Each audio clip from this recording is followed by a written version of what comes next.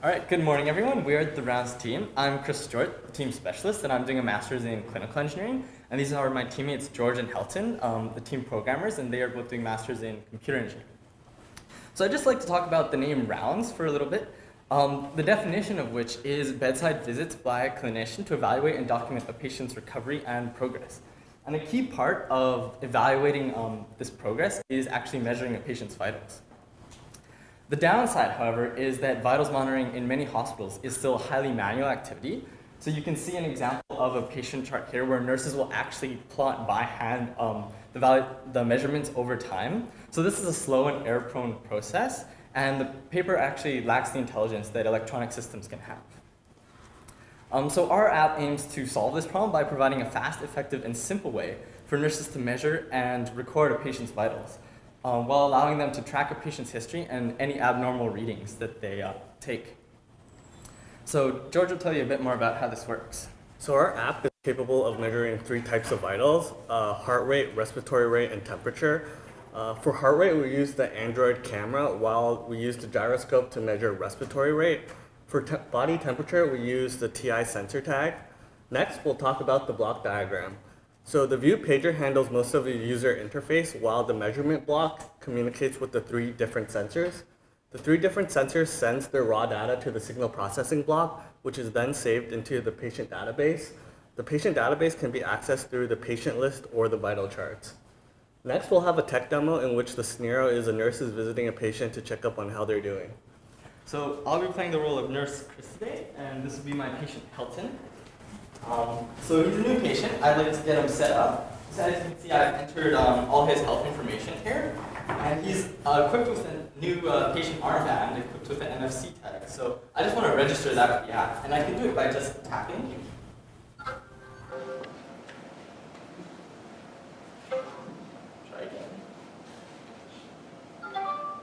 Okay, so it gave a sound, and we can see that the number's been registered. So I can hit done to create this profile. So now if I go to my patient list, I can see all the patients under my care. And we can see Helton's been added at the bottom. I can simply tap on him to select. There's also a search bar at the top, so I can filter this list. However, since I've registered his tag, I can quickly and easily just select him by, again, just tapping on the armband. So you can see it's selected him. So Helton, today I'd like to measure some of your vitals. I'm going to start with respiratory rate. So could you please lay down? And just go ahead and breathe normally. So as George mentioned, the app is now using the phone's internal gyroscope to actually record the rise and fall of his chest as he breathes in and out. As you can see, we've also provided an animation which is synced up with this measurement to provide some feedback for the user so they know it's working while it's taking the measurement. And it just calculates the final value. So sometimes it takes a second.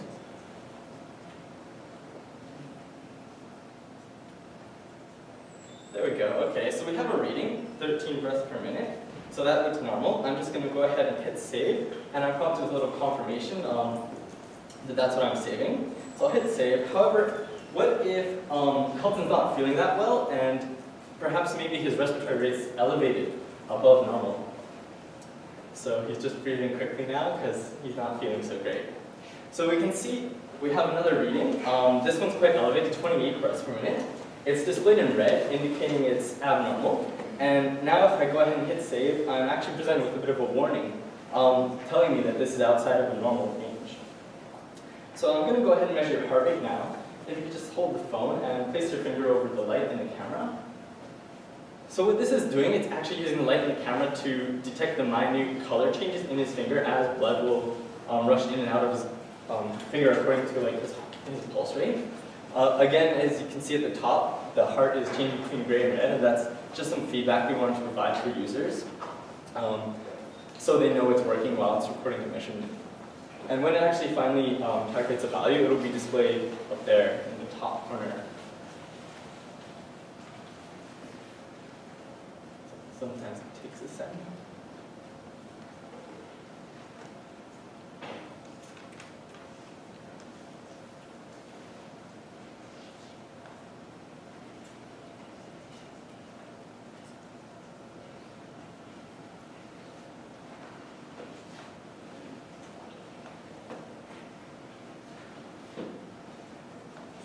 maybe his heart stopped. Hopefully he's still alive.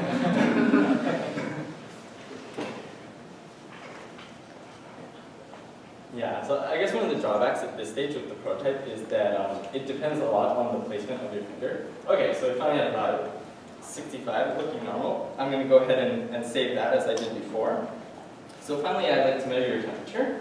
So we're using the TI sensor tag, and it has a built-in infrared temperature sensor. So I just hit connect, and it's changed measuring, indicating it's started. So if you can just hold that in your hand loosely. So now again we have a progress bar to give feedback to the users. It'll fill up as it's measuring. What it's actually doing is using the infrared temperature sensor and taking a series of measurements, and as those converge and stabilize, the progress bar will fill up, and finally it will calculate a final value. So we're almost there. Okay, so it's got its final value. I'm going to go ahead and hit save, and just save that. So now looking at the patient history, you can see that that final value has just been saved there on the, I guess, your right. And we can see, I guess, the patient's history over time, as well for heart rate and respiratory rate.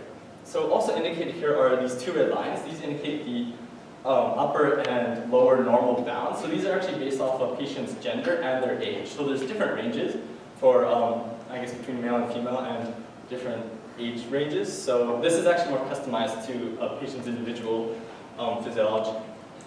So returning to the patient list, I can access more options about a patient by long pressing on their name.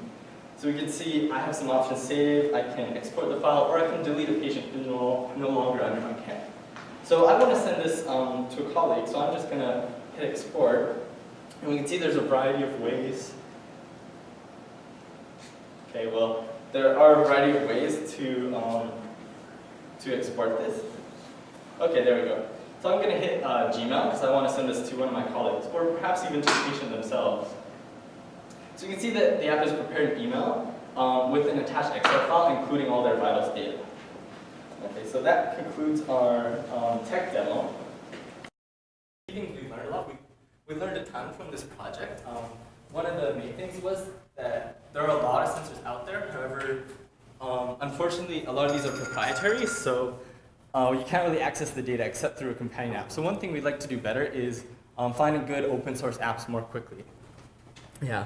Some future work would include adding additional sensors such as blood pressure, blood oxygen saturation, and perhaps a more accurate temperature sensor for core temperature, and integrating with some electronic medical record systems in use in hospitals. So thanks everyone. We had a lot of fun working on this project. Thank you for your time. We'd be happy to take any questions.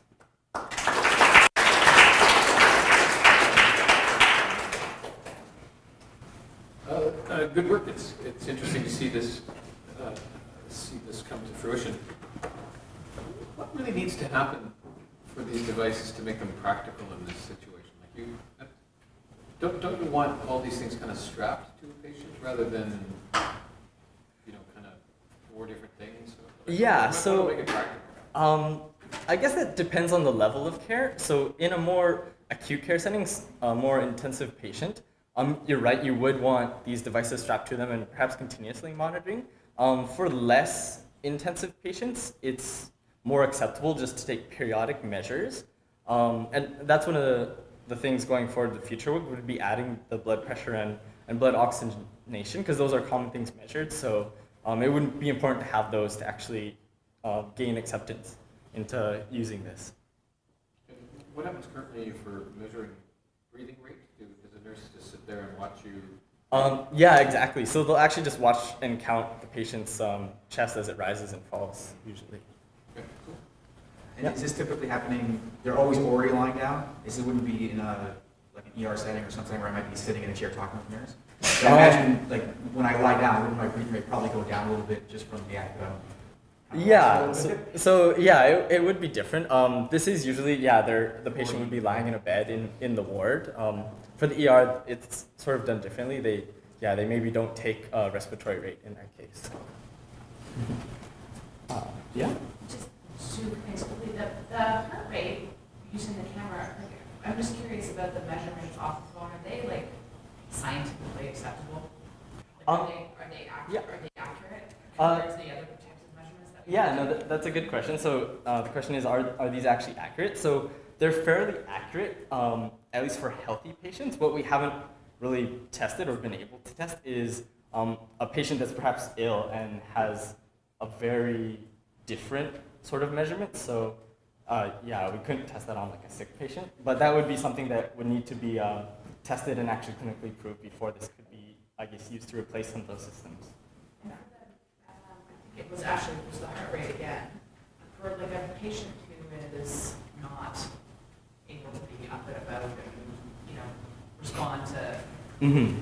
how, I guess it piggybacks on your question, in terms of like how realistic is it going to be for a patient to actually actively use these sensors if they are in a coma or they are, I don't know, could not. Yeah, no, that's a good question. So in this case, yeah, we did show Hilton was actually able to hold the phone. If a patient was perhaps unconscious, the nurse can actually just hold their hand and hold the phone to it.